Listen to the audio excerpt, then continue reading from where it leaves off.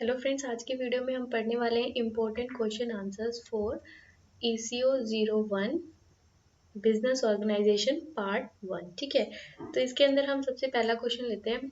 इसके अंदर मैंने ना 2-3 पार्ट बनाए हुए। पार्ट 1 के अंदर मैंने 10 क्वेश्चंस लिए हैं और बाकी मैं पार्ट 2 में कवर अप कर दूंगी। ठीक है, इसके अंदर मैंने क्वेश्चंस के साथ आंसर भी किए हैं, इस वजह से मुझे वीडियो थोड़ा मतलब ज़्यादा बनानी पड़ रही है बिकॉज आंसर थोड़े बड़े बड़े हैं। What are the objective of business, कि ऑब्जेक्टिव क्या होता है किसी भी बिजनेस को करने का। ठीक है, उद्देश्य।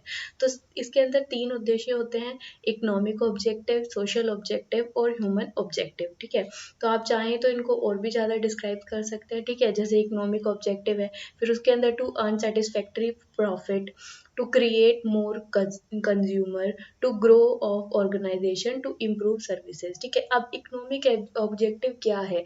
अगर आपका जो बिजनेस है, ठीक है, उसको एक सेटिस्फैक्ट्री अमाउंट नहीं मिल रहा है प्रॉफिट का, जितने में आप अगर कोई चीज़ लेकर आ रहे हो उतने में बेच दे रहे हो, तो फिर आपको कोई प्रॉफिट नहीं हो रहा है ना, तो फिर आप बिजनेस क्यों करोगे? ठीक है, तो इसमें क्या होता है, टू अनसेटिस्फैक्ट्री प्रॉफिट की एक अच्छा खासा अमाउंट आप क्या करो, प्रॉफिट का अर्न करोगे, तभी आपको मतलब बिजनेस करने का कोई उद्देश्य है, अदरवाइज तो आप बिजनेस क्यों ही कर रहे हो।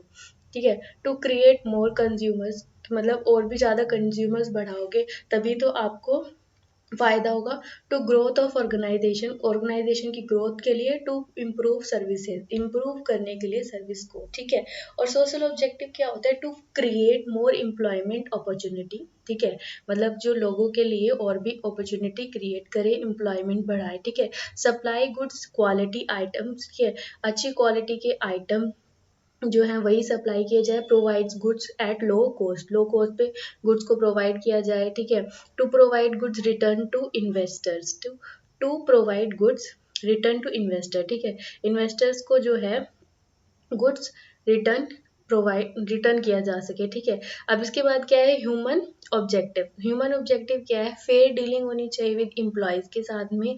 ऐसा नहीं कि किसी एम्प्लॉयज किसी के साथ किस तरह का, मतलब अगर वो टाइम पे आ रहे हैं, टाइम पे जा रहे हैं, आपकी जो बिजनेस है उसमें काम कर रहे हैं, तो इस तरह से उसके साथ डील मत करो कि उसको अच्छा ना लगे। ठीक है, वो एक अलग बात है कि टाइम पे आ रहे हैं, टाइम पे जा रहे हैं तो आप कुछ नहीं कहोगे, वो अगर लेट आ रहे हैं तो फिर कहना भी ज़रूरी है। ठीक है, मतलब ठीक तरह से उनके साथ जो वो काम कर रहे हैं उसका उतना अमाउंट उनको पे करो।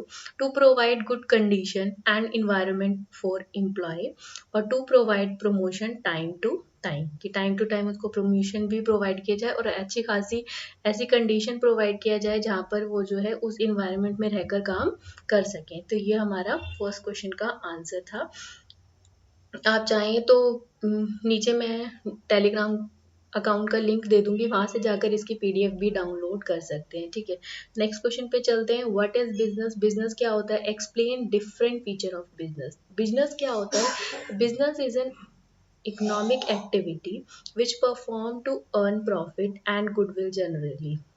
A business is classified into profession and good dealing. इसके बाद में कुछ इसके फीचर्स होते हैं। अब मतलब बिजनेस क्या होता है? बिजनेस में क्या होता है? सारे इकोनॉमिक एक्टिविटीज होती हैं, इकोनॉमिक एक्टिविटीज जिनसे हमें कुछ ना कुछ प्रॉफिट अर्न हो रहा हो। ठीक है, ऐसा नहीं कि हम अब एक्टिविटीज तो बहुत सारी होती हैं, कुछ ह्यूमन एक्टिविटीज काफ़ी सारी होती है, कुछ इकोनॉमिक होती है, कुछ नॉन इकोनॉमिक होती है, उसके बारे में भी हमने डिस्कस कर रखा है। ठीक है, तो जो एक्टिविटी इकोनॉमिक एक्टिविटीज हों, ठीक है, जिससे हम कुछ ना कुछ जिसको करके हमें क्या हो रहा है, कुछ प्रॉफिट मिल रहा है या फिर हम कुछ गुडविल को जनरेट कर पा रहे हैं। ठीक है, generally business is classified into professional and goods dealing. इसके बाद इसके कुछ फीचर्स हैं। Dealing in goods and services, services and goods की डील करना, मतलब सामान को बेचना। ठीक है, उसके बाद है प्रोडक्शन और exchange. Earn organisation produce goods and transfer और exchange for value profit. This is the main feature of business that is required to survive the business. उसके बाद है risk. This is associated with all type of business. It affect the business activities. It occurs due to poor management, regulator regular dealing. अब ऐसा नहीं होना चाहिए कि आपने एक दिन बिजनेस किया, ठीक है, आपने एक दिन किसी सामान को बेच दिया और फिर उसके बाद में अपने बिजनेस को बंद कर दिया, ठीक है। क्या होना चाहिए, रेगुलर डीलिंग होनी चाहिए, टाइम टू टाइम अपने सामान को बेचा जाना चाहिए, ठीक है। उसके बाद है व्हाट इज ट्रेड। ट्रेड क्या होता है, explain different category of trade and also right activities of trade, ठीक है। तो ये क्वेश्चन का आंसर बहुत बड़ा है। पहले तो हमें ये बताना पड़ेगा व्हाट इज ट्रेड। तो ट्रेड क्या होता है, trade is business concept. Trade क्या है, बिजनेस कॉन्सेप्ट है इन विच अ पर्सन और a company plays an important role to establish connection between producer and consumer, ठीक है। कंज्यूमर और प्रोड्यूसर के बीच में एक क्या बना रहा है, कनेक्शन को स्टैब्लिश कर रहा है। This is known as trade. इसको हम ट्रेड के नाम से जानते हैं। It transfer the services and goods to earn the profit. ये क्या करता है, सर्विसेज एंड गुड्स को ट्रांसफर करता है जिससे क्या कर सके, वो अर्न कर सके प्रॉफिट। उसके बाद में हमने यहाँ पर देखा क्वेश्चन में कितनी सारी चीजें पूछी है। पहले तो ये पूछा व्हाट इज ट्रेड, तो ट्रेड हमने एक्सप्लेन कर दिया। उसके बाद है explain different category of trade, कि आपको क्या करना है, ट्रेड की डिफरेंट कैटेगरीज बतानी है, कौन कौन सी होती है। फिर उसके बाद में ट्रेड की कुछ एक्टिविटीज होती हैं वो बतानी है, ठीक है। तो यहाँ पर हमारे पास है देयर आर टू टाइप, दो कैटेगरीज होती हैं ट्रेड की। एक होती है इंटरनल ट्रेड। इंटरनल ट्रेड में क्या होता है, if a trading business is doing with in a country, ठीक है, जो कंट्री के अंदर ही अंदर किया जा रहा है, कंट्री की बाउंड्री से बाहर नहीं जा रहा है, ठीक है, उसको हम इंटरनल ट्रेड बोलते हैं। This means that all transaction taken with a country currency, ठीक है, जितने भी ट्रांजेक्शन्स हैं उसके अंदर जो कुछ भी हो रहा है वो क्या हो रहा है, कंट्री की करेंसी ही उसके अंदर ट्रांसफर की जा रही है। लेन देन कंट्री की करेंसी के अंदर ही किया जा रहा है, तो उसको हम इंटरनल ट्रेड कहेंगे। It is also known as the national trade. इसको नेशनल ट्रेड या फिर होम ट्रेड या फिर डोमेस्टिक ट्रेड भी कहते हैं। इसके कितने सारे नाम है, national trade, home trade, domestic trade, ठीक है। उसके बाद इसको भी it is divided into different category. इसको भी हमने और कैटेगरीज में डिवाइड किया है, जैसे होलसेल ट्रेड, ठीक है, जिसमें क्या होता है, एक लार्ज क्वांटिटी ऑफ गुड्स को बेचा जाता है और परचेज किया जाता है। उसके बाद है retailer trade. Small quantity of good is sold और परचेज बाय अ रिटेलर। उसके बाद है एक्सटर्नल ट्रेड, ठीक है। एक्सटर्नल ट्रेड क्या होती है, जिसके अंदर if a trading takes place across the country, उसको हम एक्सटर्नल ट्रेड बोलते हैं, ठीक है। जब क्या है, हम अपनी बाउंड्रीज को क्रॉस कर लेते हैं, अपनी कंट्री को क्रॉस करके दूसरी कंट्री से जाकर ट्रेड करते हैं, तो उसको हम एक्सटर्नल ट्रेड बोलते हैं, ठीक है। It is also known as the foreign trade या फिर इंटरनेशनल ट्रेड भी कहा जाता है इसको। और इसके भी कुछ अलग अलग इनको भी डिवाइड किया गया है। ऐसे सबसे पहले इंपोर्ट करना, मतलब when a country buys goods from the another country, मतलब कोई भी कंट्री अगर किसी गुड्स को परचेज करी है, ठीक है, किसी अदर कंट्री से, तो उसको हम इंपोर्ट ट्रेड कहेंगे, ठीक है। मतलब हमारा, हम भारत में रहने वाले लोग, ठीक है, अगर हम अमेरिका से कुछ खरीद रहे हैं तो वो क्या है, अनदर कंट्री से हम कुछ खरीद रहे हैं ना, तो वो क्या है, हम इंपोर्ट कर रहे हैं। एक्सपोर्ट मतलब हम अपना सामान किसी और को, किसी अदर कंट्री को बेच रहे हैं, ठीक है। री एक्सपोर्ट क्या होता है, when the goods are import from one country, मतलब हमने एक कंट्री से गुड खरीदा, ठीक है, कोई सामान हमने खरीदा और उसके अंदर कुछ चेंजेस किए और उसके बाद में किसी अदर कंट्री को जाके उसको एक्सपोर्ट कर दिया, ठीक है। जैसे कि हम इंडिया में रहते हैं तो हमने अमेरिका से कोई चीज़ ली, फिर उसके अंदर कोई चीज़, मतलब मान लो कि अमेरिका से हमने कोई भी सामान खरीदा, ठीक है, उसके अंदर हमने क्या किया, कुछ चेंजेस किए और उसके बाद में नेक्स्ट अदर किसी और कंट्री में जाकर उसको बेच दिया, तो इसको बोलते हैं हम री एक्सपोर्ट ट्रेड। अब उसके बाद है एक्टिविटीज ऑफ ट्रेडिंग। तो यहाँ पर ये क्वेश्चन पूछा गया था हमसे कि एक्टिविटीज ऑफ ट्रेडिंग भी बतानी है, तो क्या है उसके अंदर। अब जब हम ट्रेड करते हैं तो उसके अंदर कुछ एक्टिविटीज मीन्स कि हम उसको ट्रांसपोर्ट भी तो करेंगे। अब इतनी दूर से कोई सामान लेकर आना और कहीं पर छोड़ना, तो वो क्या होगा, बहुत मुश्किल, मतलब किसी चीज की तो आपको जरूरत पड़ेगी ना, तो उसके अंदर क्या हो जाता है, तो जैसे ट्रांसपोर्टेशन, ठीक है, it is use for transfer goods from one location to another location. और क्या होता है हमारे पास, वेयर हाउसिंग, मतलब कि हम क्या कर सके, उसका भंडारण करके रख सके। Generally goods are not consume immediately. अब आप जब आपने किसी अदर कंट्री से कोई भी गुड्स मंगाए हैं, ठीक है, कोई कोई भी चीज़ मंगाई है तो आप उसको तुरंत जाके तो कंज्यूम नहीं करने वाले ना, तो उसको आपको फ्यूचर में यूज़ करने के लिए भी कहीं पर भंडार करके वेयर हाउसिंग करके रखना पड़ेगा। इंश्योरेंस क्या होता है? A businessman purchase a insurance policy to convert risk.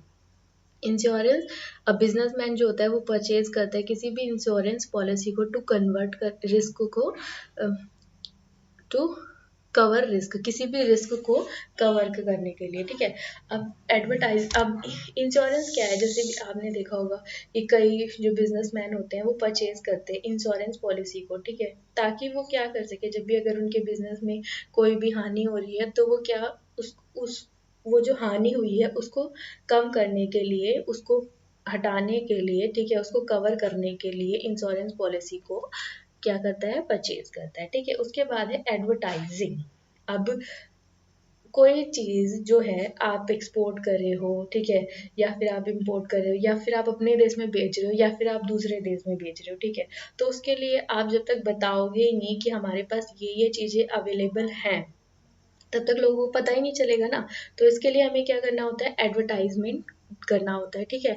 Advertising is the process to describe knowledge about goods so that consumer can attract to purchase it, ठीक है। उसके बाद है बैंकिंग। अब हमने यहाँ पर देखा कि जब हम एक्सटर्नल ट्रेड करते हैं तो उसके अंदर क्या होता है कि हम एक ही कंट्री की करेंसी के साथ में नहीं खेल रहे होते, मतलब एक ही करेंसी की जो कंट्री है उसको हम इधर उधर नहीं दे रहे होते, तो हमें अदर कंट्री की जो करेंसी है उसको लेना होता है। तो अब अगर हम डॉलर को लेकर आएंगे, ठीक है, मतलब अगर हमने कोई सामान बेचा है अमेरिका को, तो वो हमें किस में पैसे देगा, वो तो हमें डॉलर में पैसे देगा ना। तो उस चीज को एक्सचेंज करने के लिए हमें बैंकिंग की जरूरत होती है, ठीक है। इसके बाद है what is a sole trade organisation. एक सोल ट्रेड ऑर्गेनाइजेशन क्या होती है, write merit and demerit of it, कि आपको क्या करना है, इसके मेरिट भी लिखने हैं, डीमेरिट भी लिखने हैं, और व्हाट इज प्रोप्राइटरशिप, प्रोप्राइटरशिप क्या होती है, और what is one man business individual firm क्या होती है, ये चीजें हमें इसमें बतानी है। अब ये जो होती है ना, what is one man business individual firm, ये सोल ट्रेड ऑर्गेनाइजेशन को ही बोलते हैं, क्योंकि यहाँ पर क्या होता है, एक ही पर्सन जो है वो अपने बिजनेस को चला रहा होता है। Sole trade organisation is called proprietorship in which an individual person can convert the capital to start the business. he or he decided to business concept and manage it, ठीक है, कि एक ही जो पर्सन है अगर उस बिजनेस को start कर रहा है, अपनी कैपिटल लगा रहा है उसके अंदर, ठीक है, और उसने क्या करना है, अपने पूरे बिजनेस को खुद से मैनेज करना है, किसी और की हेल्प नहीं लेनी, ठीक है। He she can get advice from another person और organise, but decision can be taken by individual, ठीक है। अब क्या है कि वो जो है एडवाइस तो ले सकता है किसी और से, ठीक है। अब अगर कोई भी एक पर्सन बिजनेस कर रहा है तो उसके अंदर वो किसी और से एडवाइस तो ले सकता है, लेकिन लास्ट डिसीजन जो है, जो उसको लेना है वो उसका खुद का होगा कि हाँ मुझे ये चीज करनी है या नहीं करनी। वो डिसीजन तो वो कितने ही लोगों से ले सकता है, लेकिन लास्ट में जो उसका होगा कि हाँ लास्ट में जो एकदम बताना है कि हाँ मुझे ये डिसीजन लेना है, ये चीज़ बेचनी है या नहीं बेचनी, ठीक है। तो अगर 10 लोग आकर उसको एडवाइस दे रहे हैं कि हाँ आप बेच लो, दूसरा कह रहा है नहीं बेचो, तीसरा कह रहा है बेच भी लो नहीं बेच लो, ठीक है, तो एडवाइस वो सबसे ले सकता है, बट जो उसका लास्ट डिसीजन होगा वो खुद का होता है। ये क्या होता है, हमारा सोल ट्रेड ऑर्गेनाइजेशन। अब इसके मेरिट और डीमेरिट भी देख लेते हैं। मेरिट होता है इजी फॉर्मेशन, मतलब हम आराम से बना सकते हैं, बिकॉज क्यों, इसमें यहाँ पर क्या होता है, एक ही पर्सन है जो उसको मतलब अ, चलाने वाला है, तो इसके अंदर हमें इसके अंदर किसी फॉर्म को भरना या फिर इन सब चीज़ों की ज़रूरत नहीं होती। Such type of business can be started easily, आराम से ये स्टार्ट कर सकते हैं, because there are no format formalities, मतलब कोई भी फॉर्म नहीं भरना होता हमें इसके अंदर, या फिर हमें कोई डीड साइन नहीं करनी होती, कोई एग्रीमेंट साइन नहीं करने होते, ठीक है। यहाँ पर हमें अगर बिजनेस करना है तो हम इजीली खोल सकते हैं। डायरेक्ट मोटिवेशन होता है the proprietor can do hard work to get more and more profit, he she is free work, ठीक है, मतलब वो फ्री है कि वो कितना भी हार्ड वर्क करे। अगर वो हार्ड वर्क करना चाहता है तो वो हार्ड वर्क करके क्या कर सकता है, ज़्यादा से ज़्यादा प्रॉफिट कमा सकता है, ठीक है। फुल कंट्रोल किसका होता है, उस पर्सन का होता है जिसका वो बिजनेस होता है, ठीक है। क्विक डिसीजन ले सकते हैं क्योंकि उसके वो किसी और के ऊपर डिपेंड नहीं है कि अगर मेरा पार्टनर आएगा तो वो मुझे ये चीज़ बोलेगा या ऐसा कुछ। उसका खुद का बिजनेस है, वो चाहे तो मतलब एकदम से कोई भी चीज़ डिसाइड कर सकता है मुझे ये चीज़ करनी है या नहीं। उसके बाद है flexible. This can be change easily according to demand, या वो जैसे लोगों की डिमांड आ रही है या फिर जैसा उसको मन करे वो अपना बिजनेस चला सकता है, ठीक है। ये इसके कुछ मेरिट्स होती हैं। डिमेरिट्स भी हैं, कुछ लिमिटेड रिसोर्सेज होते हैं क्योंकि यहाँ पर सिर्फ एक ही पर्सन की जो है वो कैपिटल लग रही है, कोई अदर रिसोर्स नहीं है हमारे पास कि हम किसी और की कैपिटल को भी, जैसे अगर एक जना है उसके पास कितना ही पैसा होगा, ठीक है। तो अगर यहाँ पर ज़्यादा जने हैं तो जैसे पार्टनरशिप में होता है कि 2 या 2 से ज़्यादा लोग क्या कर सकते हैं, अपनी कैपिटल को इंक्लूड कर सकते हैं। तो वहाँ पर क्या होता है कि सोर्स जो होते हैं वो लिमिटेड, ज़्यादा लिमिटेड नहीं रहते, ठीक है, अकॉर्डिंग टू सोल प्रोपराइटर। उसके बाद है not suitable for large scale operation, मतलब ज़्यादा बड़े ऑपरेशन के लिए हम इसको यूज़ नहीं कर सकते हैं, ठीक है। लिमिटेड मैनेजिकल पावर होती है क्योंकि इसके अंदर क्या है, एक ही पर्सन जो है वो उस बिजनेस को चला रहा है, ठीक है। अब उसके अंदर जितनी पावर है, ठीक है, जितना उसको आता है वो अपनी स्किल का, अपनी नॉलेज का उतना ही यूज कर सकता है, ठीक है।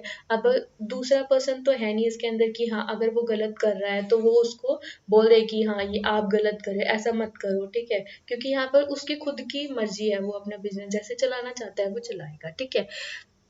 अनलिमिटेड लाइबिलिटी होती है, the business has a lot of liability in case of loss, कि अगर कभी भी लॉस होता है तो यहाँ पर अनलिमिटेड लाइबिलिटी होती है कि एक ही पर्सन जो है उसका सब कुछ ही चला जाता है क्योंकि उसने अपनी पूरी कैपिटल लगाई होती है इसके ऊपर, ठीक है। लेस स्टेबिलिटी होती है, the continuity of a business is not stable. अब उसकी मर्जी है, वो क्विक डिसीजन ले सकता है कि मुझे आज दुकान बंद करनी है, मुझे ये दुकान नहीं चलानी। तो यहाँ पर क्या होता है, उसका खुद का डिसीजन होता है और यहाँ पर जो है ज़्यादा स्टेबल नहीं होता बिजनेस। कंटिन्यूटी जरूरी नहीं है कि अगर उसको प्रॉफिट नहीं हो रहा तो वो को तभी की तभी भी बंद कर सकते हैं, ठीक है। उसके बाद है fifth question, what is a partnership. Partnership business क्या होता है, right is features of it, कि हमें इसके फीचर्स भी लिखने हैं। तो what is partnership, partnership is an associated of 2 और मोर पर्सन, 2 या 2 से ज्यादा जो पर्सन है वो इसके अंदर आ सकते हैं, who have joined together to perform a business and share a profit. और क्या कर सके कि वो अपना जो बिजनेस है उसको परफॉर्म कर सके और अपना प्रॉफिट आपस में शेयर कर सके। यहाँ पर कुछ फीचर्स भी हैं, feature of partnership, more people, मतलब यहाँ पे क्या है, partnership form has minimum two members, कम से कम 2 तो होने ही चाहिए क्योंकि अगर एक होगा तो वो क्या हो जाएगा, सोल प्रोप्राइटरशिप, ठीक है। And maximum 10 people for banking business, for 20 for others, non banking के लिए 20, बैंकिंग के लिए 10 पीपल, ठीक है। अब कंस्ट्रक्टिव रिलेशनशिप, अब यहाँ पे क्या है कि जो पर्सन है, ठीक है, अब एक तो नहीं है यहाँ पे, ज्यादा लोग हैं, तो वो क्या करते हैं, एक कॉन्ट्रैक्ट अग्रीमेंट को साइन करते हैं ताकि जो उनका रिस्क है या उनकी कैपिटल है या उनको अपना प्रॉफिट बांटना है तो वो एक तरीके से बांट सकें, ठीक है, ताकि उनके बीच में इस चीज को लेकर लड़ाई ना हो, ठीक है। शेयर, प्रॉफिट शेयरिंग के लिए भी एक परसेंटेज निर्धारित कर दिया जाता है कि उसी परसेंटेज पे ही उस प्रॉफिट को शेयर करे, ठीक है। या फिर लॉस है तो उसके लिए भी क्या क्या परसेंटेज है वो भी बता दी जाती है, डिफाइन कर दी जाती है। उसके बाद है restriction on transfer of share, partner can't transfer his share to outsider, मतलब क्या है, जो पार्टनर है वो अपने शेयर को आउटसाइडर के साथ में जो है वो ट्रांसफर नहीं कर सकते हैं। It can be done if all partners are agree to do this, अगर जो है, अगर सारे पार्टनर अग्री हैं तो कोई भी काम इसके अंदर हो सकता है, ठीक है। अगर वो चाहते हैं कि वो दूसरा पार्ट, मतलब 2 पार्टनर है मान लो, तो एक पार्टनर कहता है कि मुझे ना अब इसमें काम नहीं करना, मैं चाहता हूँ मेरे बदले ना, एक 2 पार्टनर हैं तो एक पार्टनर ना अपने किसी भी मतलब बच्चे को या किसी अदर पर्सन को अपनी तरफ से इन चाहता है कि मेरी तरफ से ये बिजनेस में आ जाए, ठीक है। पर अगर यहाँ पर अगर मान लो इस में कंपनी में 4 पार्टनर हैं तो वो अगर नहीं चाहते ना, तो मतलब अगर एक ने भी मना कर दिया तो इस चीज को वो क्या है, नहीं माना जाएगा। ये पार्टनर का जो शेयर है वो ट्रांसफर नहीं होगा किसी और पर्सन को, ठीक है। गुड फेथ एंड होनेस्टी, अब यहाँ पर जो है गुड फेथ और होनेस्टी होनी चाहिए, बिकॉज कि यहाँ पर बहुत सारे लोग होते हैं, तो पार्टनर्स के बीच में अगर एक भी अगर मतलब कुछ भी प्रॉब्लम क्रिएट कर देगा तो वहां पर क्या होगा, ऑनेस्टी कम खत्म हो जाएगी, ईमानदारी खत्म हो जाएगी और एक दूसरे के ऊपर फेथ नहीं रहेगा, तो फिर जो बिजनेस है वो ज्यादा आगे नहीं बढ़ पाएगा, ठीक है। अनलिमिटेड लाइबिलिटी होती है। अनलिमिटेड लाइबिलिटी क्यों, क्योंकि वहां पर क्या है, each partner has unlimited liability if assets of firm is not sufficient, कि अगर यहाँ पर जो है कि असेट्स जो है फर्म की वो सफिशिएंट नहीं है, तो जो पार्टनर्स हैं उनकी सभी की क्या हो जाती है, अनलिमिटेड लाइबिलिटी होती है। क्योंकि वहां पर भी तो क्या होता है, दो ज्यादा लोग थोड़ी है, बस 10 लोग हैं, तो 10 लोगों ने अगर मान लो बहुत बड़ा बिजनेस बना रखा है, तो उसके अंदर भी तो कहाँ से कैपिटल लेकर आएंगे, उन्होंने अपना ही तो सब कुछ लगाया है ना, ठीक है। तो यहाँ पर हमारा 5th क्वेश्चन कंप्लीट हो गया। अब 6th क्वेश्चन में है, right the merit and demerit of a partnership firm, की एक पार्टनरशिप फर्म में क्या मेरिट्स होती हैं, क्या उसके फायदे होते हैं, क्या उसके नुकसान होते हैं, वो लिख सकते हैं आप, ठीक है। अब इजी फॉर्मेशन होता है, इजी तो है बनाना, ठीक है, बस एक अग्रीमेंट आपको साइन करना होता है जो पार्टनरशिप पार्टनर्स के बीच में होता है, ठीक है। मोर कैपिटल होती है, मतलब सोल प्रोपराइटर से ज्यादा कैपिटल होती है यहाँ पर, ठीक है। एक पर्सन नहीं है, 10 पर्सन है, तो 10 पर्सन अपनी अपनी कैपिटल कहाँ कहाँ एक आदमी अगर 500 रुपये खर्च कर सकता है, ठीक है, तो 500 करके वहां पर अगर 10 लोग हैं तो वो 50,000 लगा सकते हैं, लेकिन अगर एक आदमी है तो वो 500 रुपये का ही बिजनेस कर सकता है ना अकेले। तो यहाँ पर क्या होता है, मोर कैपिटल हम जो है यहाँ पर यूज कर सकते हैं, और मोर स्किल एंड एक्सपर्टीज को हम यूज कर सकते हैं, क्योंकि 10 लोग हैं, अलग अलग बैकग्राउंड से आएंगे, अलग अलग उनकी स्किल्स होगी, नॉलेज भी अलग अलग होगी, तो वो क्या कर सकते हैं, अपनी नॉलेज और स्किल्स को यहाँ पर दिखा सकते हैं, ठीक है। लेस रिस्क होता है, ठीक है, रिस्क भी कम ही होता है, क्योंकि जहाँ पर जो सोल प्रोपराइटर है उससे उसकी वजह जो रिस्क है वो यहाँ पर कम होता है, क्योंकि वहां पर जो है एक ही पर्सन का अगर कोई भी रिस्क हो जाता है, मतलब कोई भी कुछ भी हो जाता है उसकी फर्म में, तो वो वहां पर उसका सब कुछ नुकसान हो जाता है, लेकिन यहाँ पर जो है उसमें रिस्क कम होता है, ठीक है। Checks and control, generally all partners are participating in major decision to check and control management activity, मतलब जो भी हमारी मेजर एक्टिविटी डिसीजंस होते हैं, कोई भी डिसीजन है कि हमें ये सामान बेचना चाहिए या नहीं बेचना चाहिए, या कोई भी अगर सर्विसेज कर रहे हैं, तो वहां पर क्या होता है, जो पार्टनर्स हैं तो वो क्या करते हैं, अपनी अपनी एक वो थे कि हाँ मुझे ये चीज करनी है, तो वहां पर सारे लोग अग्री होंगे तभी वो चीज हो सकती है, ठीक है।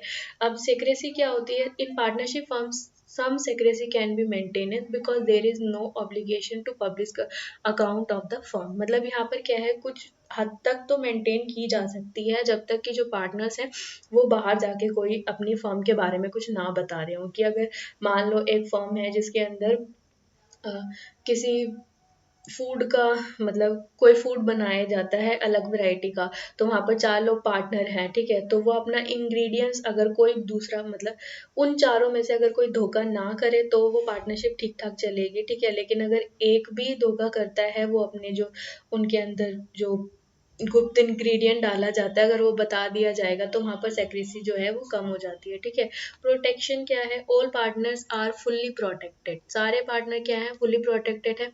If a partner is dissatisfied with the working of firm, he can ask for dissolution of the firm and withdraw from business, कि मतलब अगर कोई भी पार्टनर है वो चाहता है कि मुझे यहाँ से हटना है, ठीक है, या मुझे नहीं करना है यहाँ पर काम, तो वो आराम से वहां से जा सकता है, ठीक है। और उसके बाद है flexibility, they can be easily appreciated and quickly respond to the changing condition।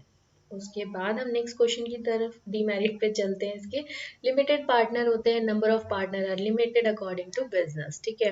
Unlimited liability होती है, यहाँ पर भी ऐसा तो नहीं है कि 10 लोग अपनी सारी सारी सब कुछ लगा रहे हैं, ठीक है।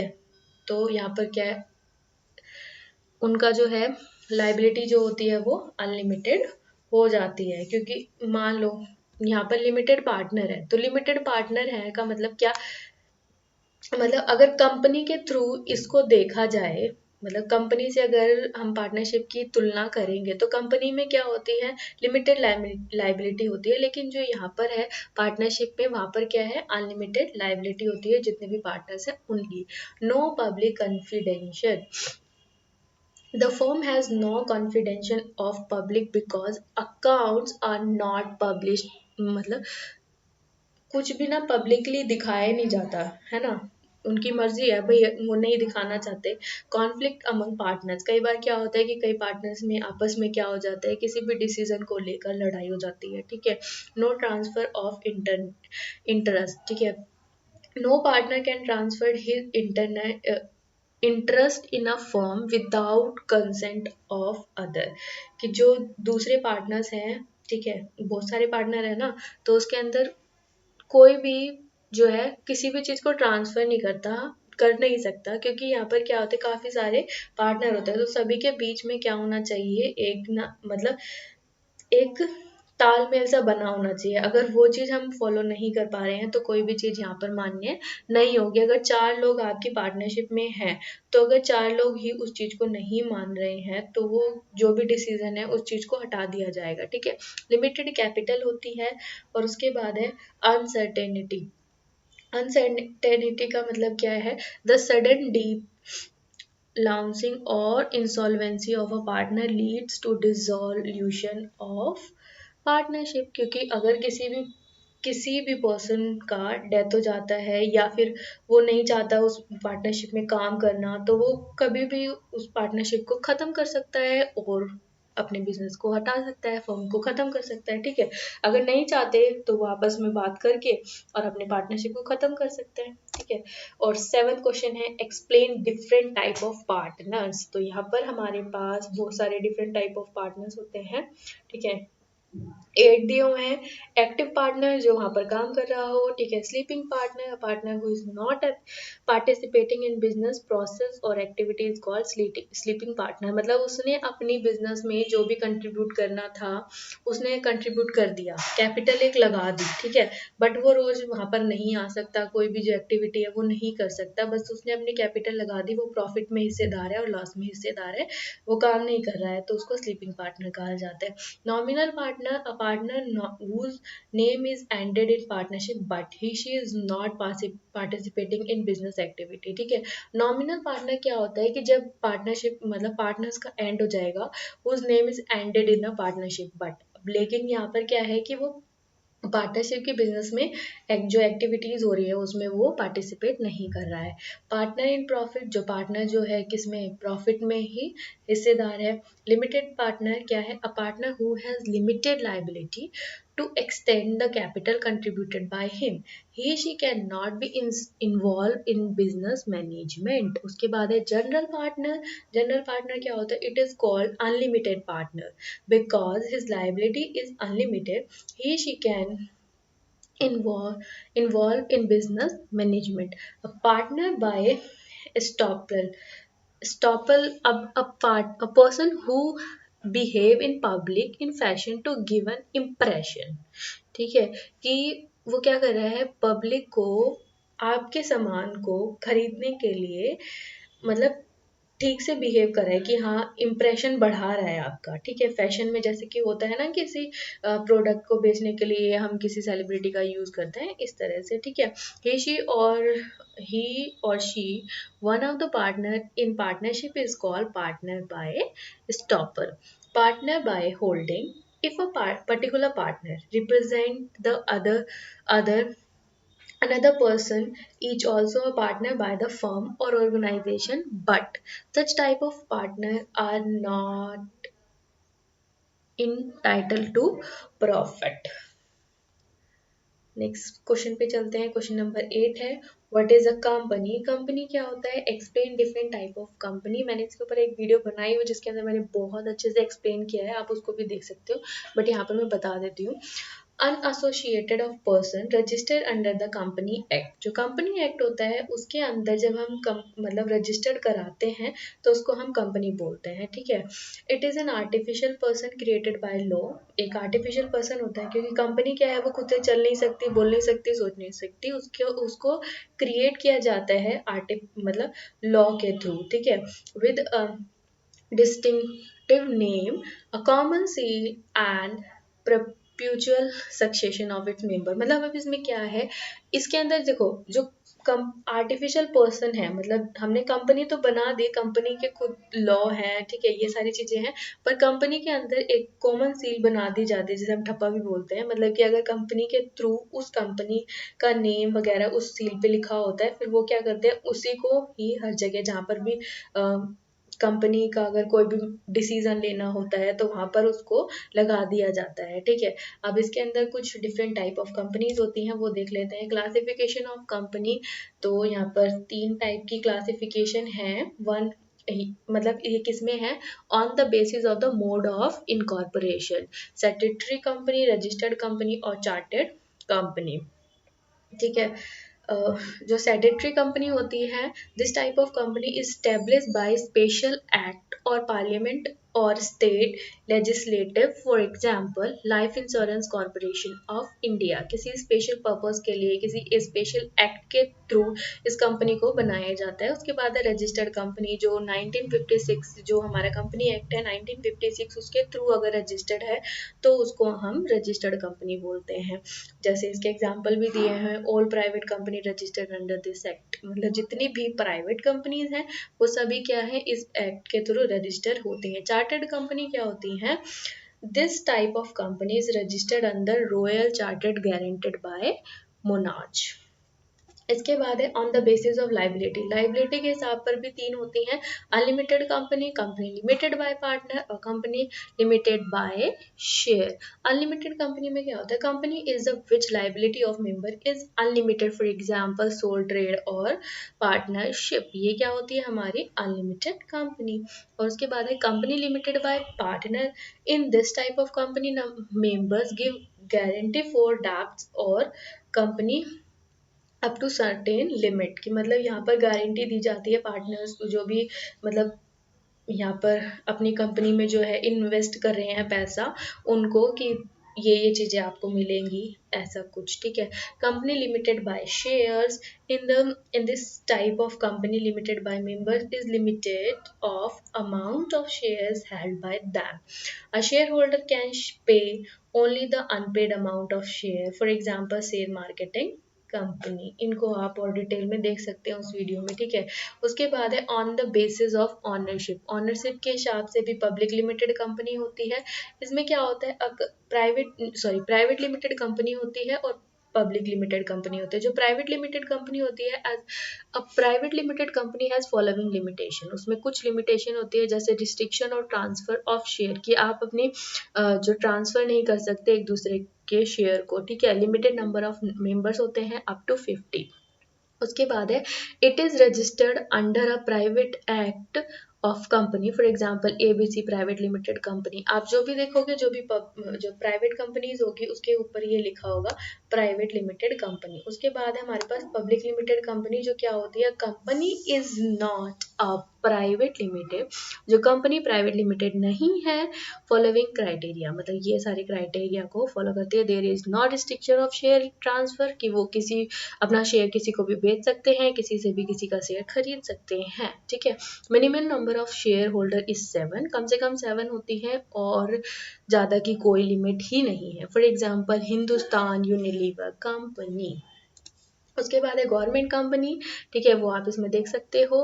गवर्नमेंट कंपनी में क्या है, in this type of organisation 51% is the share held by the state government और सेंट्रल गवर्नमेंट और बोथ, ठीक है। दोनों के जो भी हमारी स्टेट गवर्नमेंट है या फिर सेंट्रल गवर्नमेंट है, उसके थ्रू जो है 51% शेयर जो है वो अगर लिया जाता है तो वो गवर्नमेंट कंपनी होती है। On the basis of Zoroastrian of the functions. अब यहाँ पर नेशनल है और मल्टीनेशनल कंपनी है। नेशनल कंपनी क्या होती है, a company that is operate within a country in which is which it is registered. ठीक है, मल्टीनेशनल कंपनी क्या होती है? A company that can be operate beyond the country, मतलब अपनी कंट्री से बाहर जाके। यह नेशनल कंट्री में क्या है, जो कंट्री में ही रजिस्टर्ड हुई है वहीं पर अपना बिजनेस चला रही है, वो नेशनल कंपनी हो गई।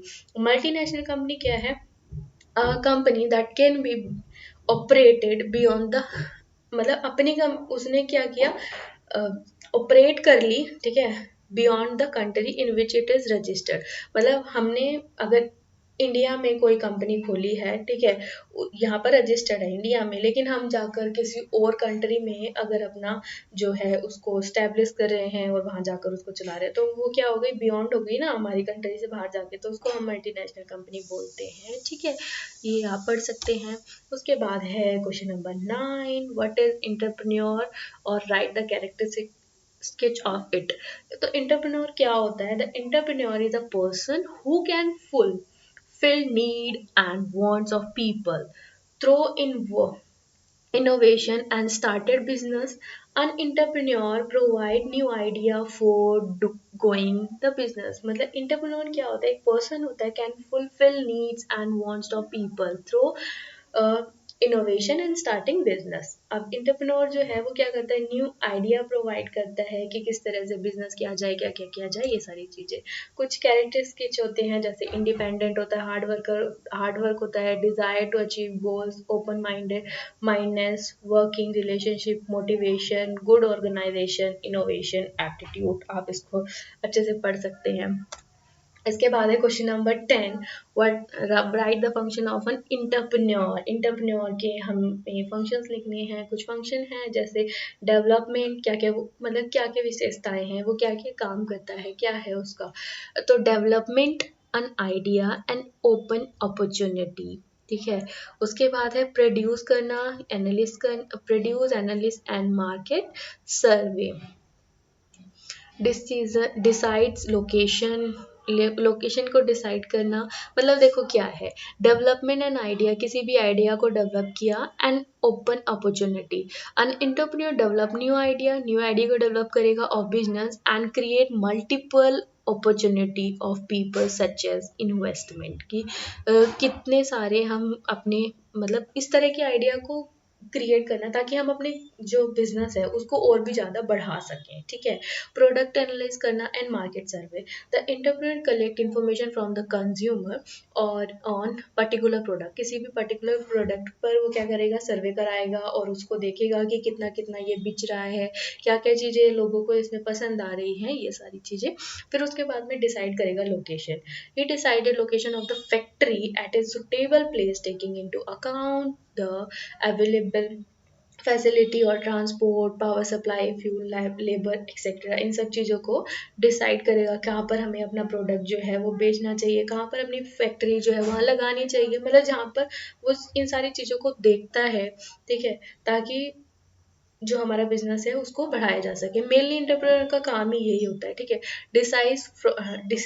decides form of organization, he decide the form of organization that may be company, trust, a partnership firm। फिर retirement of labor और decision internal organization structure, place और an order of मशीनरी। ये सब आप इसमें देख सकते हैं, पढ़ सकते हैं। वीडियो अच्छा लगे तो वीडियो को लाइक करें। Thank you for watching, share करें, अपने फ्रेंड्स के साथ कमेंट करें। नेक्स्ट पार्ट भी जल्दी आएगा। Thank you for watching.